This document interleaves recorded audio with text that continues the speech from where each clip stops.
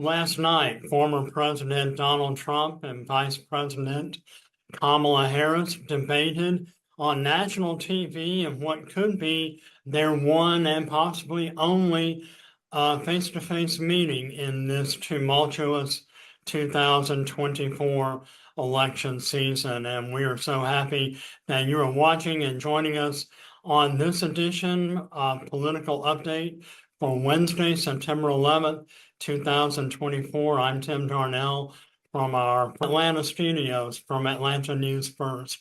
And we're happy to be joined today by an Atlanta-based attorney who formerly served on the National Security Council in Washington, D.C. from 2021 to 2022, Peter Harrell. And Peter, when we were working on lining these interviews up, we know that you have a special expertise and background in national security from your service in Washington, D.C. And I was kind of hoping we could talk more about the two candidates' national security platforms in terms of the Palestinian conflict, in terms of dealing with Russia and China's technological emergence, not to mention the war in Ukraine. I don't get the sense that last night we saw a lot of national security ideas and topics thrown about between former President Trump and Vice President Harris. I'm wondering if you heard or didn't hear the same thing that I did.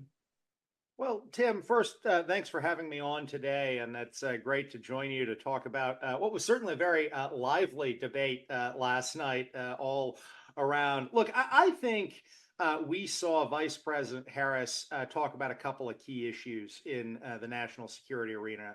First, we saw her talk about Russia's invasion of Ukraine and how she had met with Ukrainian President Zelensky 5 times, and how her involvement in helping the U.S. support Zelensky and the Ukrainians in their fight has been absolutely essential to ensuring that Russia, while clearly pursuing a very brutal war, has not succeeded in conquering Ukraine, which I think absolutely would have happened but for the kind of leadership that Vice President Harris has shown.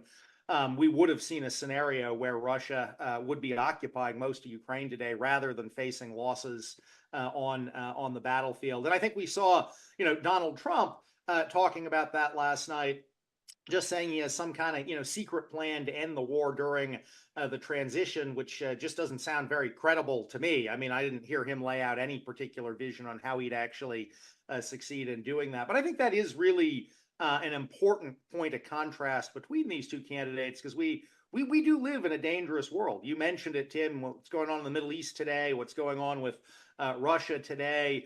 We see Chinese President Xi Jinping acting more and more aggressive out in the Asia Pacific theater. And I think what we need is a leader who is clearly ready to go toe-to-toe with these adversaries we see around the world, and who's going to stand strong with our military and our diplomatic leaders to make sure that our adversaries can't achieve their objectives. So I think you did see that commentary about Ukraine last night. I think you also saw the vice president talk about the Middle East and how Israel absolutely has a right to defend itself. She made the point that, when we've been attacked, and if we were attacked, we would absolutely defend ourselves. And so you saw her say, absolutely, Israel has a right to defend itself and respond to Hamas's attack that killed more than 1,200 Israelis, but also that they need to go about that in a way that minimizes harm to innocent civilians in Gaza and in the West Bank as well, as they do operations in the West Bank. And that really what we need to do here is make sure that both sides put pressure on both sides to actually get them to a ceasefire so that we can begin to put things back together there. We are talking today, Wednesday, September 11th, 2024, and it's just by coincidence that today is the anniversary of the worst terror attack on American soil in our history. And the Vice President and the President Joe Biden's administration has overseen the withdrawal of our troops from Afghanistan. That was a incursion that began in the aftermath of the 2011 or 2001, September 11th, 2001 terror attacks.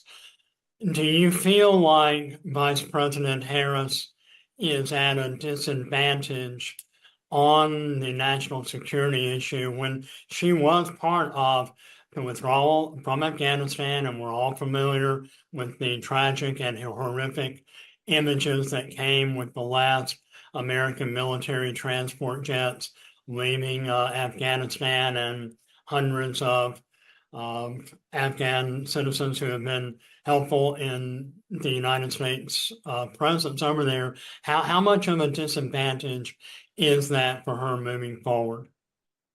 Well, Tim, as you say, today is the, I guess, 23rd anniversary of the 9/11 terrorist attacks. And I hope all of us are able to take a moment today to reflect both on the Americans who lost their lives in those attacks, and also on the many American soldiers who fought over the years in Afghanistan.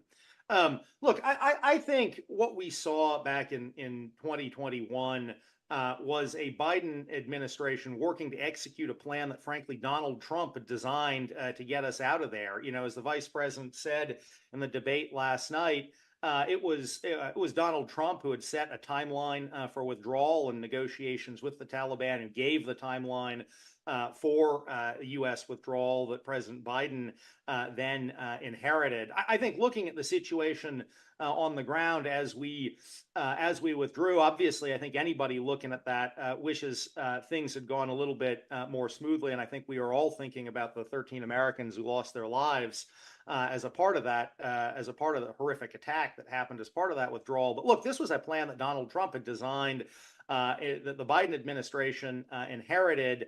And there is also a reality of we did need to get out. I mean, and I think, you know, we'd seen President Biden, given the plan he'd inherited, decide we do need to get out. We've been in Afghanistan for more than 20 years, or almost at that point, 20 years. And it was time to wind down U.S. military involvement there. You know, unfortunately, the plan that Biden was given was one that had some artificial timelines and that made it messier than I think most of us would have liked it to be.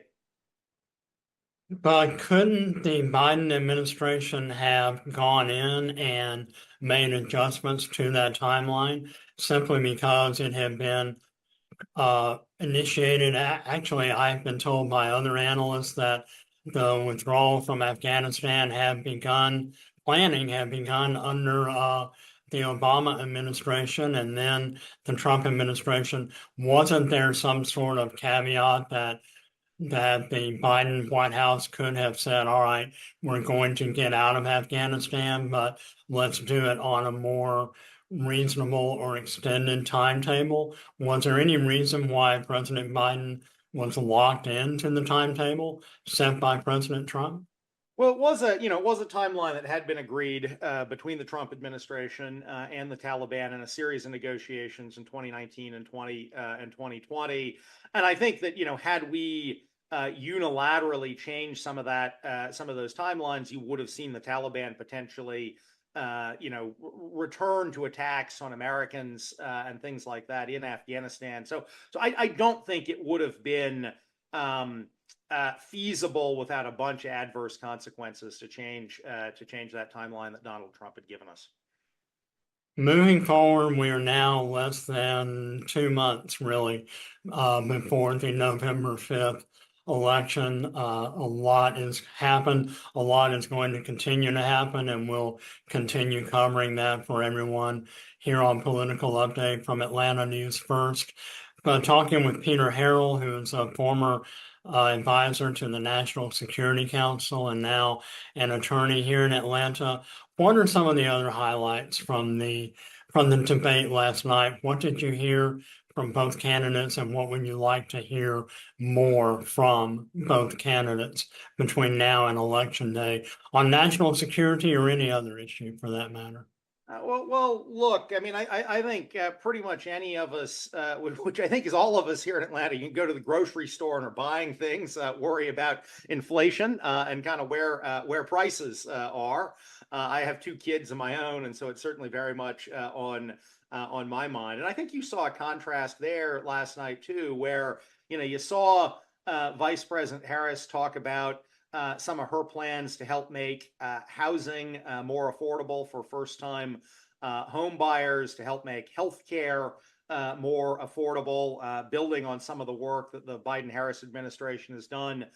For example, to cap prices, insulin, and to let Medicare negotiate over drug prices, at least for a couple of drugs. And saw her talk some about how she wants to help continue to bring drug prices down. So I think clearly last night we began to see the vice president lay out some of her plans to help those of us who are dealing with costs in our lives. And I know that's going to be a major focus for her going forward. I also thought a point that I'd like to see her talk about some more that she made last night, and I hope she has an opportunity to talk about it some more, which is her plan to increase tax deductions for people who want to start businesses. I have my own law firm, went to work for myself first time about 10 years ago now. And I think, like, many Americans, it feels good to work for yourself. I know you did as well, starting Atlanta News first. And I think she really, began to talk about and is going to build out some of her policies to help people start businesses, build businesses, and hire people. And I think that's very much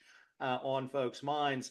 And then I do want to draw a contrast here, because I think there's a lot of misinformation. This came up right at the beginning of the debate last night about tariffs.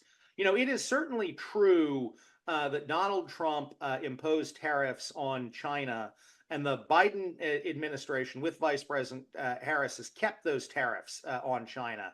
And that's because China is cheating us economically and as a strategic threat, Tim, as we talked about earlier, an aggressive threat out in the Asia Pacific. So I think you do see a little bit of agreement there about the need to have tariffs on China. But Donald Trump is now talking about something very different. So the United States imports about 15% of the stuff we buy from abroad from China. We get 85% of our stuff from countries other than China. Thinking about when my mom had cancer, oncology drugs, cancer drugs from Europe. The coffee I drank this morning, I don't think was grown in the United States. I buy the cheap stuff. I'm not sure where it was grown, but I don't think it was grown in the United States. Donald Trump now wants to subject all of that to 10 to 20% tariffs. So he's not just talking about tariffs on China, which is a strategic threat to us. He's talking about taking sort of everything we buy, whether it's my coffee, whether it's oncology drugs, whether it's housing materials that we might buy from Canada, or car parts that we might get from Mexico that are going into that Kia plant over in West Georgia, all that stuff, and making that cost 10 to 20% more. And I think that's a real point of contrast between these two candidates. Well, there are a lot of points of contrast between both Donald Trump and Kamala Harris, and we will continue to monitor those policy shifts and contrasts. Final thoughts from Peter Harrell, who's a former advisor to the National Security Council. What are you looking for between now and November 5th? What are a couple of key points that our viewers and listeners need to be keeping in mind as we see the historic 2024 presidential election coming to a conclusion very, very soon? Well, look, this is going to be a tight race nationally. It's certainly going to be a tight race here in Georgia, which is one of the absolute key battleground states. I think we are going to be getting visits from both Vice President Harris and I'm sure from former President Trump again and again over the 55 days or so that we have left. What I think we're going to see out of the Vice President is her continuing to talk about her plan to bring down costs for the American people, to help promote entrepreneurship, and then also to talk about how she, as she did last night, how she is going to stand up for America's values and role in the world, both keeping the peace, because I think all of us want to see a peaceful world out there, but the way, in her view, you keep that peace is by holding firm and standing up to the various adversaries we have around the world. And I think you're going to continue to see her talk about that message over the next few weeks. And I certainly hope everybody here watching this here in Georgia gets out and votes in November. What are you, I mean, you mentioned what you expect from Vice President Harris. What are you expecting from former President Trump? Well, look, I think Trump. We saw what was kind of on the president's mind last night. I mean, I think obviously a lot of his advisors would like him to go out and talk about some policy issues, talk about the inflation that happened in 21 and 22. Obviously, much lower now. But I think you just saw what's on his mind. What's on his mind is relitigating the 2020 election. Right? He went on at great length continuing to deny that he lost that election. He obviously is very focused on crowd rally sizes. We saw him go on about that last night. And I think the reality is we saw Donald Trump in 2015 and 2016 running for office. We saw him in office from 2017 through 2020. And he's not going to change. And, I obviously worked for the Biden-Harris administration, and I certainly think we shouldn't go back.